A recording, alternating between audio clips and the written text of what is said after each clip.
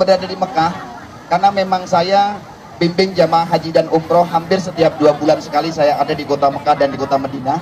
Subhanallah Bu, kalau misalkan yang namanya mendengarkan alunan-alunan ayat suci Al-Quran kita dengarkan, kita bisa merinding dan kita bisa nangis. Tak kasih contoh begini yuk, agar supaya kita wow dengan Al-Quran. Bu, mau tak kasih contoh? Gini, dengarkan saya baca Al-Quran nih, gini. Misalkan lagi sholat baca Al-Qurannya bagus gitu, Allahu Akbar. Nah, dengarkan ya. Nah. Alhamdulillahi Rabbil Alamin Ar-Rahmanir Rahim Malik Yaumiddin Iyyaka na'budu wa iyyaka nasta'in Ihdinas siratal mustaqim Siratal ladzina an'amta 'alaihim ghairil maghdubi 'alaihim waladdallin.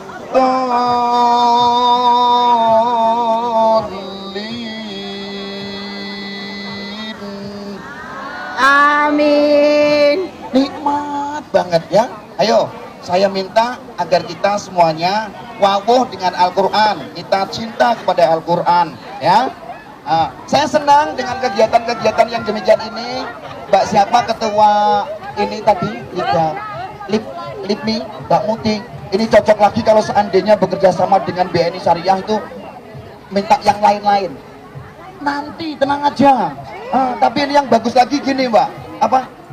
LIPI ini Liga Pekerja Migran Indonesia, di sampingnya itu ditambahi kalau saya Ustadz, ditambahi hasanah. Keren. Hasanah itu apa? Hasanah itu adalah kebaikan, bukan hanya menuju kepada saudara-saudara kita yang muslim, tetapi hidup yang paling baik kata Rasulullah itu adalah apa? Ketika manusia itu bisa bermanfaat buat manusia yang lainnya. Betul? Betul? Ya? Jadi tenang aja, nanti kalau minta tambahan yang lain bisa ditambah. Mbak, saya minta durasi sedikit lagi ya, saya tak kasih tip yang terakhir buat saudara-saudara kita biar mapan. Saudaraku, sebenarnya banyak yang kepingin saya sampaikan, karena keterbatasan waktu. Saya kepingin berbagi cerita sedikit saja kepada saudara-saudaraku semuanya, karena yang ketiga ini adalah yang perlu kita perbaiki adalah hubungan manusia dengan Allah Subhanahu wa Ta'ala. Mumpung kita Ramadan, saudara-saudaraku, dalam rangka mempertajam dan mempertebal hubungan kita dengan Allah Subhanahu wa Ta'ala, saya ingatkan kembali, sebentar lagi kita ini mau datangnya Hari Raya Idul Fitri. Maaf, walaupun kita berada di dunia jauh di sana, tolong betul, kita ini adalah sebagai seorang anak yang memiliki kedua orang tua. Pertanyaannya, mampukah yang namanya anak itu membalas kebaikan orang tuanya?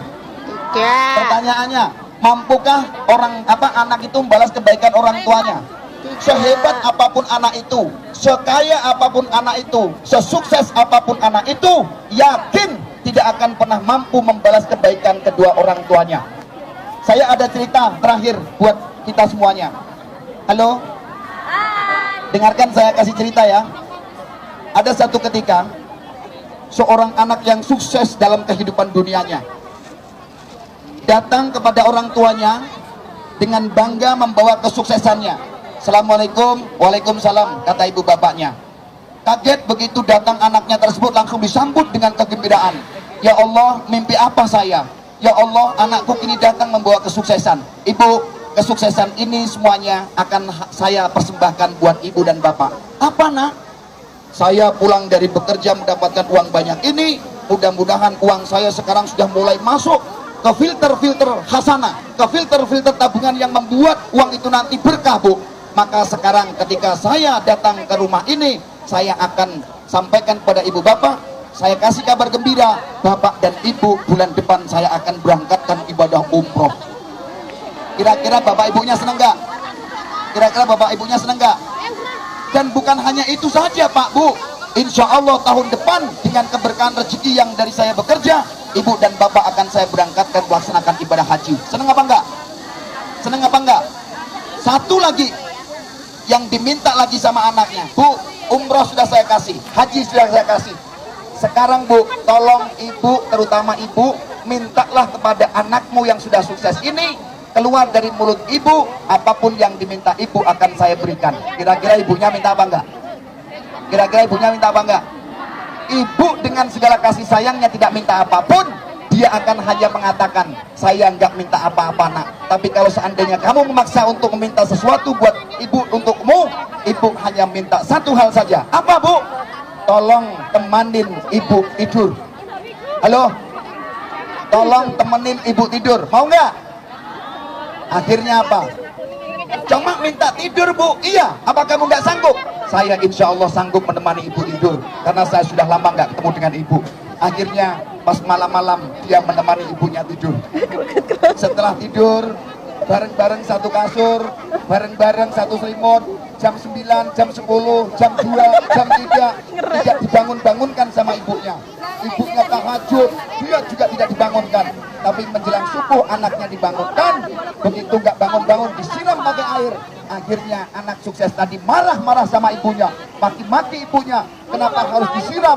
Padahal dia pakai yang namanya baju tidur mahal, tidak mungkin bisa istirahat lagi dan sebagainya. Inilah yang disampaikan pada ibunya. Oke. Jadi itu ya, yang intinya apapun yang sudah kebaikan ibunya diungkap semuanya, yang akhirnya ibunya nangis dan menyesal telah melahirkannya, dan pada akhirnya anaknya pun menyesal karena dia sampai kapanpun tidak akan pernah mau mampu membalas kebaikan orang tuanya. Setuju? Tolong diambil hikmahnya ya, jangan sampai berani kepada orang tua. Mari, karena waktunya sudah habis. Terima kasih dengan apa yang sudah saya sampaikan sedikit ini. Mudah-mudahan apa yang saya sampaikan